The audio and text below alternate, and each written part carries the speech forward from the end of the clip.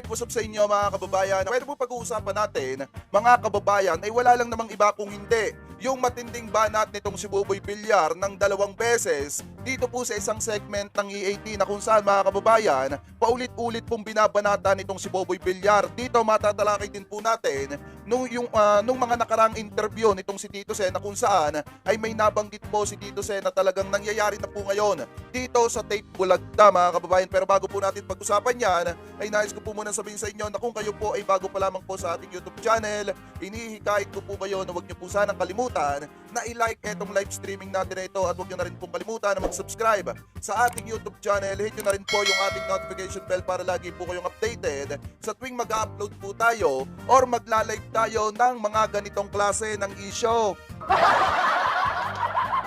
At gusto ko din nga po pala kayong batiin ng isang magandang umaga, tanghali, hapon, gabi, sa sulok ng mundo kayo naroroon, mapa sa Pilipinas man po kayo or ibang bansa, sana po ay nasa mabuti po kayong kalagayan at gabayan po kayo ng ating Panginoon. Mabuhay po kayong lahat. Anyway, punta na tayo sa topic natin mga kababayan. Mamaya po ulit ako babate. Ma'am Estrella Makalalad, mega love shoutout po. So alam nyo ba mga kababayan, ano po, na binanata nitong si Buboy Villar ng 2 beses po sa Giza Getly, etong isang episode ng EAT. At I think nangyari ito nung mga nakaraang araw. Hindi lang kasi isang banat, kung hindi 2 beses niyang binanatan yung isang segment ng EAT. Mga kababayan, kumbaga ikinukumpara niya yung kanilang segment na QR dun sa password segment ng EAT. Paliwanag lang natin kung ano yung difference mga kababayan. So anyway, eto, i-play natin itong naging banat nitong si Buboy Villar. Eto po yun. Habang nanonood kayo ng TV, nakakita kayo ng QR code, scan lang, simple. Ganun lang po. Baka sakali, at baka naman kayo natatawa sa susunod. Tama! Hindi mo na kailangan manghula ng password! Sabi niya mga kababayan, kapag ka daw may nakita sa TV, kailangan daw i-scan na lang. QR code lang. Tapos, alam nyo kasi kaya sila napapaghalata na bumabanat sila sa kabila. Ganito yung problema. Alam nyo ba yung ginawa ni Buboy Villar dun sa matanda? Diba after niya tanggalan ng mikropono yung matanda, umiiwas si Buboy, tumatalikod habang bumabanat. Ngayon mga kababayan, bumanat na naman siya sa EAT na hindi na daw po kailangan ng password. Minsan mga kababayan, hindi na daw po kailangan yung katulad ng ginagawa ng EAT na password, pahuhulaan yung password mga kababayan. So kaya napaghalata si Buboy dito na binabanatan niya yung EAT kasi umaalis siya sa camera, sabay talikod, sabay banat. Ganito pala, banat muna, sabay talikod. Hindi lang yan mga kababayan, may kasunod pa yan, ito pa. Ano password? Ay, QR code na kailangan ko!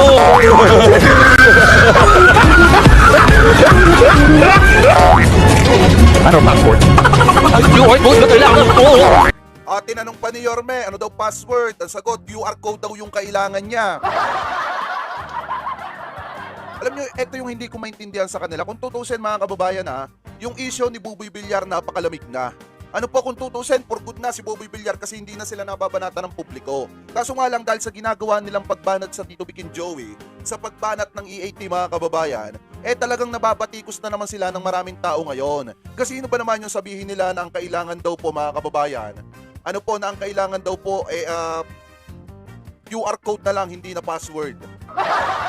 Sabay talikod. Alam niyo, sa totoo lang, ganito lang naman po yan Ipaliwanag natin kung ano yung pinagkaiba ng QR doon sa kanilang kasi medyo hindi ko gusto yung mga nagiging banat nila sa Tito Vic and Joey sa EAT mga kababayan. Lalo na at tayo, nakasuporta tayo sa pinapanood natin na noon time show. Ang pinagkaiba kasi ng QR nila doon po sa password mga kababayan ng Tito Vic and Joey. Unang-una yung kanila quick response, quick reward.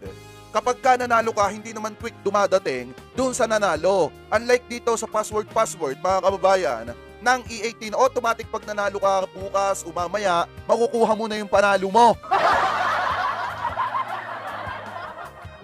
Sa totoo lang mga kababayan, alam nyo lagi nilang ipinagmamalaki. Oo, sige, let's say, pinagmamalaki nila yung QR nila.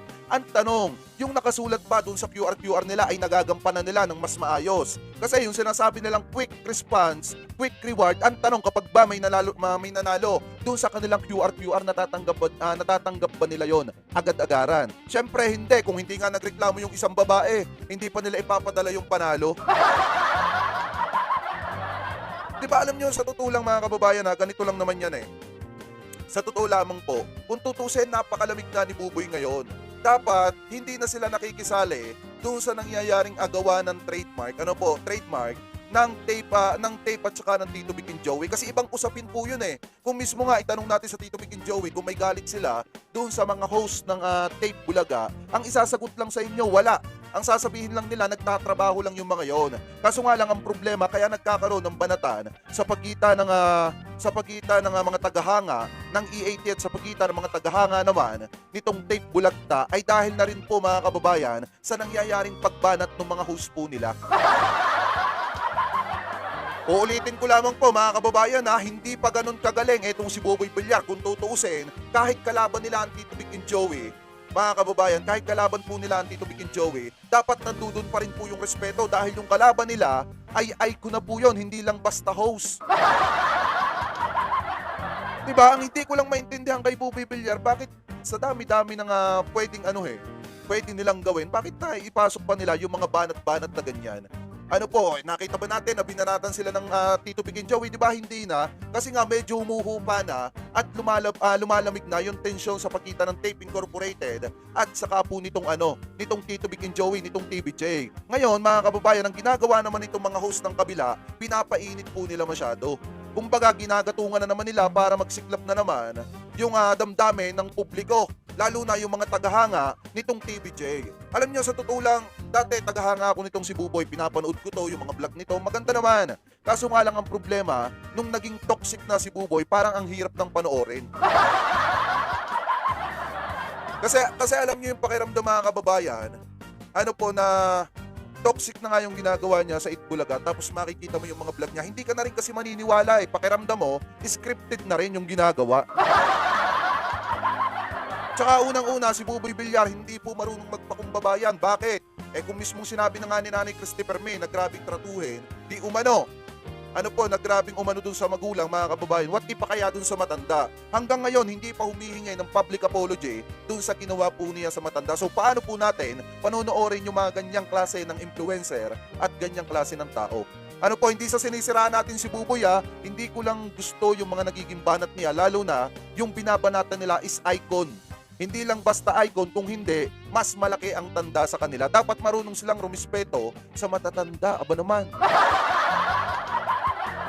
Di po ba? So kayo mga kababayan, ano po masasabi ninyo dito sa mga naging pagbanat nitong si Buboy Villar? Mga kababayan, dito po sa E80, dito sa isang segment ng E80. Kasi kung titingnan naman po talaga natin, kung meron man dapat banatan dito, yun yung QR nila, kasi nagpapapanalo sila, hindi nila agad na ibibigay. Kung hindi pa magrereklamo at magtatanong yung babae, hindi niya makukuha yung prize niya.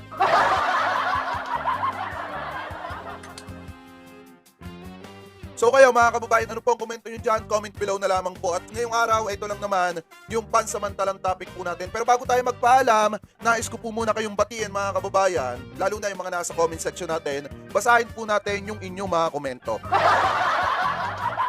Ang sabi dito naman, Francis Erica Balay, kupal masyado yung si Buboy. Kasi alam nyo, sa totoo lang, kung ikaw isang host, lalo na't isa kang influencer, dapat ipapakita mo yung pagrespeto at paggalang mo. Pero kung hindi ka marunong rumispeto at gumalang ng iba, talagang hindi ka rin nila gagalangin. Kasi nga sabi nung iba, mga kababayan, lalo na yung mga matatanda, kung gusto mong bigyan ka ng respeto ng ibang tao, matuto kang rumispeto sa ibang tao.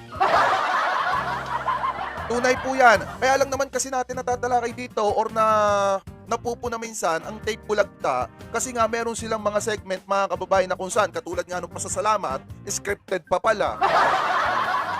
Talagang mapupuna po natin yon. Lalo na minsan may mga pagbanat itong sina Buboy na talagang pasimple, katulad nung ginawa nila dun sa matanda, mga kababayan, di ba? Matatalakay at matatalakay po natin yon. Kaya lang naman po natin sila napapansin dahil meron tayong nakikitang mali. Di ba? So sabi ni Aquarius, wala kasing pinag-aralan. Asal, basura daw. Sabi ni Kelsey Kurunzaki, malayo pang undas, pigil muna ng luha mga basher. So sabi dito ni Nay Marilyn Bulacan, walang GMRC, yung konting pinag-aralan di ginagamit. Yun nga po ang problema sa kanila. Kasi unang-una sa larangang to, kung ako yung nasa tape Bulaga, mga kababayan, maniwala man kayo o hindi ako mababatikos dyan. Bakit? Hindi naman ako magpaparinig at titira dito po sa Tito Vic and Joey. Bagkus pupurihin ko pa sila kasi unang-una, sila yung nauna sa larangan ng pag-hosting, mga kababayan. Kung wala sila, baka masasabi natin walang sigla ang noontime show po ngayon. Ano po, so anyway, basa pa tayo ng inyong mga komento. Sabi ni Denz Maceda, Boboy Villar, pumunta ka dito sa Tondo, kukutusan kita. Sabi ni Kuya Rene, Ibanales, kaya sila bumabanat para maging kontrobersyal ang show nila, para madagdagan ang mga manonood. Ang problema nga lang, Kuya Rene, hindi naman sila ang pinapanood mga vlogger na ngayon.